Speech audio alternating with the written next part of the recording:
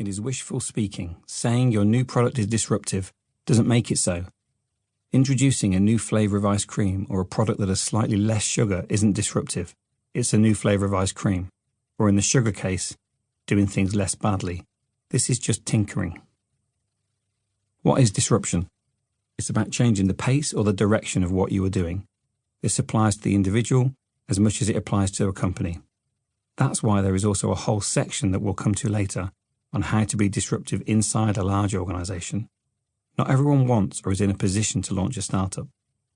There are implications to disruption. You can't just go around creating mayhem for the sake of it. It has to be purposeful. There has to be a purpose because with disruption comes responsibility.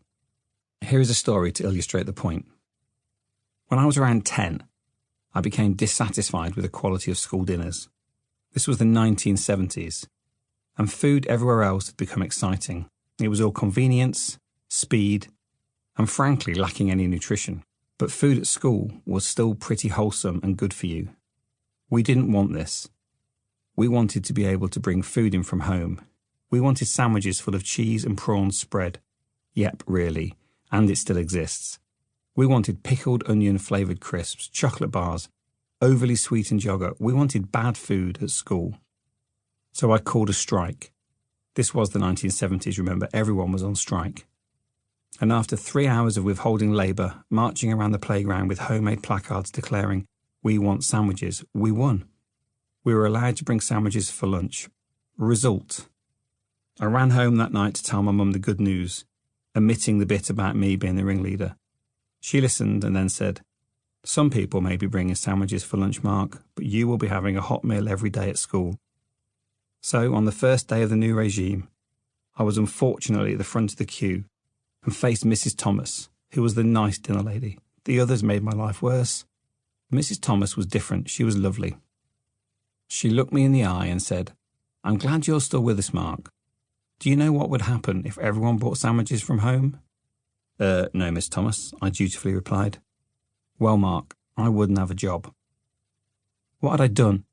It was a tough lesson to learn, but she was right. Before long, lunchtime staff had halved. It took Jamie Oliver to remedy the situation some 3 decades later. So with power, with disruption, comes responsibility. Sorry, Mrs. Thomas. The same is true now. You can't run around disrupting stuff willy-nilly. You need to align your disruption with a bigger purpose. Read David Hyatt's excellent Do Purpose to help you define yours. Having a clear business or personal why really helps here. You've probably all seen Simon Sinek's fabulous TED Talk Start With Why, or read the book of the same name, but I make no apologies for recommending that you go and do it again. It is still the best way of defining why what you do matters. Furthermore, having a simple and clear why allows you to change both your how and your what to build new business ideas. A great why encourages disruption. A great why pushes you to find different ways of achieving the same goal. A great why gives permission to disrupt. This isn't just a fanciful approach to business. There are really significant societal changes in the coming years that will affect what we do, how we do it, and even our levels of personal happiness. I'm not going to go into massive detail here, but the power shifts that will impact most on our lives over the next 15 years are these. From west to east. Designed in California, made in China is now. The future will be designed in China, made in Africa.